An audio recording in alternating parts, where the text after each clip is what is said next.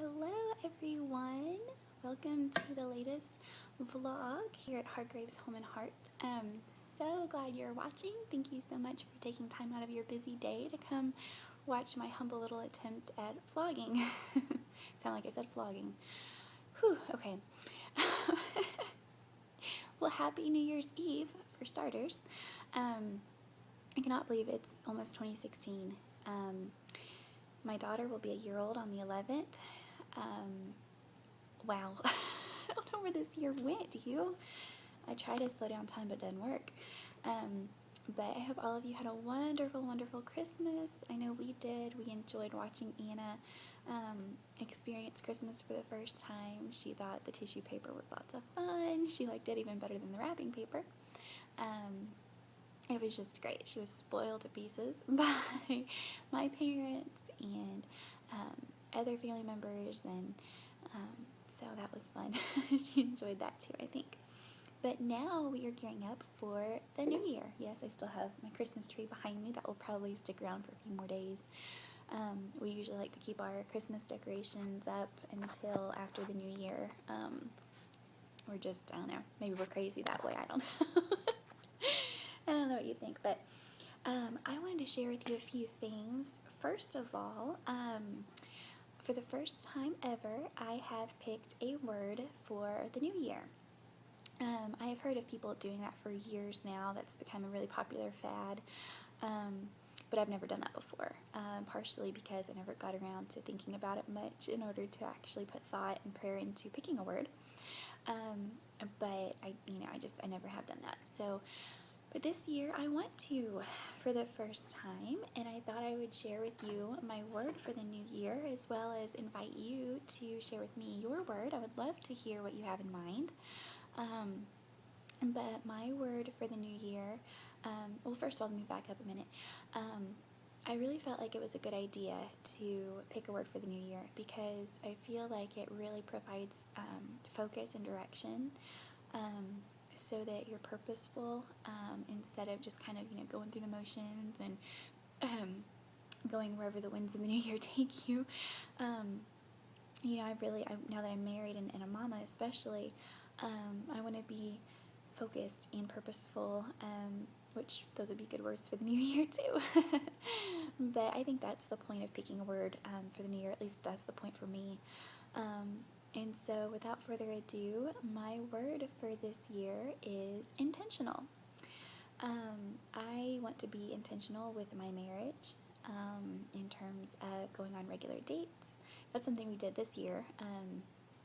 Since we had Anna, first of all, we're blessed with local family who can take care of her for us as we go out. But we felt it important for our marriage, especially now as we're parents too, to still have regular dates. And so we go out once a month, and that has been awesome, and that's one thing we want to definitely continue in the new year. A way to be intentional with keeping our connection strong and close, and all of that. And then also, and I'll probably write a blog post on this and kind of break down these areas. But also, another way to be intentional in our marriage this new year, 2016, is that we're going to continue another practice that we kind of implemented towards the end of this year, and that is reading marriage books together. We're in the middle of one right now, and it's been a blessing to us. It has definitely impacted our marriage. And so that's just a fun thing that we do at night after Anna goes to bed. Is not every night, but we will read half a chapter, usually at least a few pages in the chapter of the current marriage book we're going through. So that's another thing we'll continue. And so I want to be intentional in my marriage. I don't want to just, get caught up in the busyness of everyday life and just get swayed to and fro with, my to-do list and my expectations or whatever. I don't want to procrastinate. I don't want to put other things ahead of my family, and so I just want to be intentional to pour into my marriage. And you hear Anna? She's been sleeping a little fitfully this afternoon. She's kind of got the sniffles and a little bit of a cough, so she's kind of awake and asleep off and on a little bit. We'll have to keep an ear out for her, see if she goes back to sleep or if she's ready to get up. But she'll probably go back to sleep. But I want to also be intentional in my mothering with Anna. You know, when she was born in January of this year, you know, people had always told me, for one thing, oh, they grow up so fast, you know, enjoy every moment. And so when I had her for the first several months, I was so focused on drinking up every second, really, you know, sitting and holding her for hours at a time, you know, just really trying to really enjoy and focus on each date with her.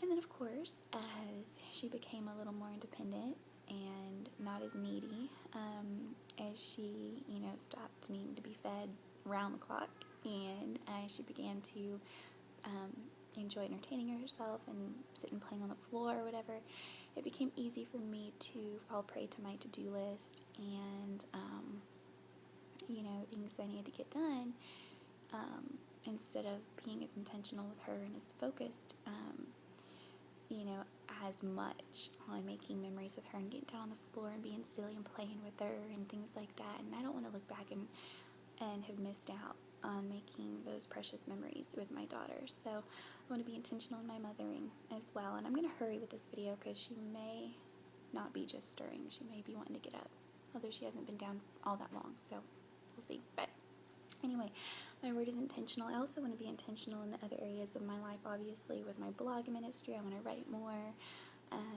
do more blogging, you know, serve my blogosphere community better. And you can help me with that. You can send me an email or leave a comment on my blog. Let me know how I can do that better for all of you. And I want to be intentional, you know, my relationship with the Lord, be in the Word daily, and we'll get into that a little bit more in a second. But I want to move on real quick to a verse for the new year. I've probably heard this verse before, but it really stood out to me just the other day when it was quoted in a book I was reading. And I'll show it to you here, if you can see that. This is the Lord speaking. He says, "Behold, I will do a..." I'm trying to read this backwards. "Behold, I will do a new thing." Here, hang on, it's too hard. Okay.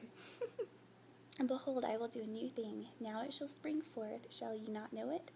I will even make a way in the wilderness and rivers in the desert." And that's from Isaiah 43:19. And what really stood out to me, as you can tell, because it's underlined and emphasized, is the phrase, "I will do a new thing." When I read that the other day, that just obviously instantly stood out to me because we're coming up on a new year. And so that really seemed, you know, like had a lot of meaning for this time of year. And I just want y'all to meditate on that verse today, tomorrow, and just realize, you know, I took a lot of encouragement from it. We had an awesome year, really, in a lot of ways. But I know some of you have not had a good year. Perhaps there's been death in your family, financial difficulties, unmet desires, whatever it may be. And you may be discouraged, and you may be, you know, looking at that calendar, realizing a new year is coming, and you may not be that excited about it. I am, because I feel like it's a new start, you know, a fresh, clean slate always at the beginning of the year, but it may not be that way for you. And so with this verse, with the Lord talking about that He will do a new thing, I just want to encourage your heart with that. You know, no matter what trial you've been through this year, no matter what hardship, what disappointment, what heartbreak, whatever it is, the Lord knows. First of all, I don't know what it might be, but the Lord does. And also, He will do a new thing. You are not stuck in that. You know, Romans 8:28 says that all things work together for good for those who love the Lord and are called according to His purpose. And so this 2015 may have been a year of disappointments and heartache for you, but I want you to understand and to meditate on the fact that the Lord is going to do a new thing, that this is a new year, a new fresh start for you and for your family. And, you know, the bad stuff that may have happened in 2015 for you, the Lord is going to bring good from it. And I want you to rest in that as best you can in His strength. And just meditate on Isaiah 43:19. Look it up in your own Bible and just maybe journal about it.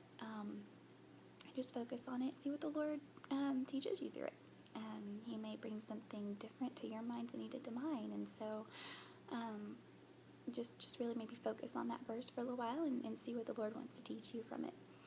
And then finally, I wanted to share with you all my Bible reading plan for 2016.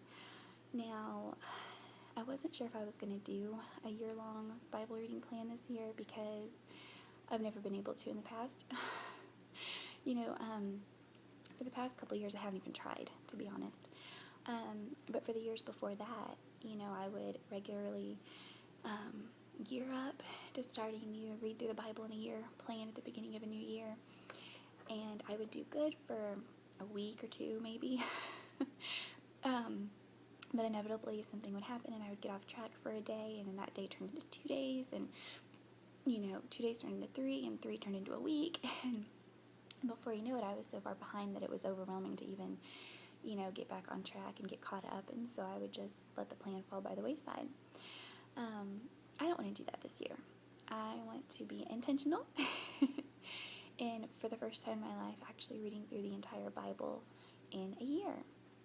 And so, I had some misgivings at first deciding whether or not to do that, just because the tendency for me is, in addition to not being good at sticking with it, the tendency for me also is to, if a year-long Bible reading plan obviously has a certain set number of chapters that you must read in each day in order to read through the scriptures in a year, it can become so easy for me to just kind of put that almost on my to-do list and just view it as something on my to-do list, as something to kind of rush through so I can get it done and mark it off.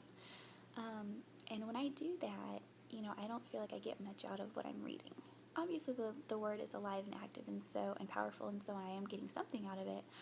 But, if you just rush, at least for me, if I just rush through my reading of the word for a particular day, so that I don't fall behind in the plan, then I am just kind of reading, kind of surface level and just, rushing through it to get it done. And so I was kind of hesitant to do that again. But, I got to thinking that there's a way I could kind of avoid that perhaps, and also be intentional in my marriage and relationship with my husband as well. So what we're going to do is I will, for each day, and y'all can keep me accountable, please, because I want to stick to this for once. For each day of the plan, each day of this year, I will start my day off after Owen leaves for work and before Anna gets up, if, Lord willing, she does stay asleep for a good long while after he leaves. I will read that day's selections in the morning and, take it slowly. If I don't finish in the morning, that's okay. I might read some during Anna's nap time in the afternoon. But I'll read at some point by myself that day. On my own, I will read through that day's selections. Then, as a way to recap and also as a way to grow closer to the Lord alongside my husband, we are going to then again read through that day's selections together in the evening. And maybe either if there's 2 or 3 chapters to read each day, well then maybe we'll read one after dinner, and the others right before bed or something like that. But I wanted to share with you what plan I'm reading or planning to start tomorrow. I have always thought that it would be really, sorry, the light on my computer just illuminated my whole face. Spotlight. Anyway, I've always thought it'd be really cool to read through the Bible chronologically, in the order in which the events happened in history, and just kind of see the Lord's redemptive history from start to finish. And I know for some people, that's not for everybody, because in order to read through the Bible chronologically, that's not reading the Bible in the order in which the books are listed in our Bibles. So it requires some jumping around from one book to another. For example, this plan that I'm going to do starts in Genesis, of course, goes through creation, and then jumps to Job for a little while, and then you go to this book and this book and this book, And so I know that's not for everybody. But I think it would be really cool just to finally, for once, see the order in which things happened, see what, led to what. I think it'll help me tie together the Old Testament kings of Israel, their stories, and what led to what, because I really feel like I need to study that more. I don't think I have a huge grasp on all of that, and so I thought I would share with you this chronological plan. Let's see if I can. Oh, I can't flip my camera around. Oh, I'm so sorry. I was gonna try to. I don't think I can. Whoops. Oh goodness. Sorry about that. Looks like I can't flip it around. Well, I will just show you this real quick if I can get it on here. This is from, well, okay, I'm just going to tell you. Whew, this video needs help. This plan is the chronological Reading Through the Bible in a Year plan, and you can find it at BibleStudyTools.com. That is BibleStudyTools.com. If you go there, if you go under their reading plans, you'll see a bunch of different ones. Ones that are read the whole Bible in a year, starting in Genesis, going to Revelation. Some of them have you reading the Old Testament once, the New Testament twice in 1 year. But this chronological one, as I've just kind of scrolled through the plan for each day of the year, it looks like you're reading about 2 to 3 chapters a day, give or take. Now when you get to the Psalms, since some of those are so short, you may read like 5 a day. But generally about 3, I think, on average. And again, that's at BibleStudyTools.com. I first found out about that site when I read the book, the fantastic book, highly recommended, Women Living Well by Courtney Joseph. In her chapter on Bible study and your relationship with the Lord, she shares this site, BibleStudyTools.com, and it doesn't just have reading plans, it also has study tools, obviously. Helpful links to Bible dictionaries, concordances, a lot of different awesome things. So definitely check that out as you prepare for the new year, and as you consider perhaps starting a year-long Bible reading plan. If you make just one decision this year, one resolution or goal, consider making it be, reading through the Word in a year. That'd be a hugely helpful goal, because that would positively affect every other area of your life, your marriage, your family, friendships, everything there is. So anyway, so consider that. Maybe meditate a little bit on that verse I shared with you. Maybe think of if you want to pick a word for your year, and if you do that, then please, by all means, leave me a comment and let me know. I would love to hear what your word is, as well as your reasoning for picking that word. And as always, thank you so much for watching. I look forward to this new year with you all, expanding the blog and the vlog, hopefully, and just connecting with you more in this new year.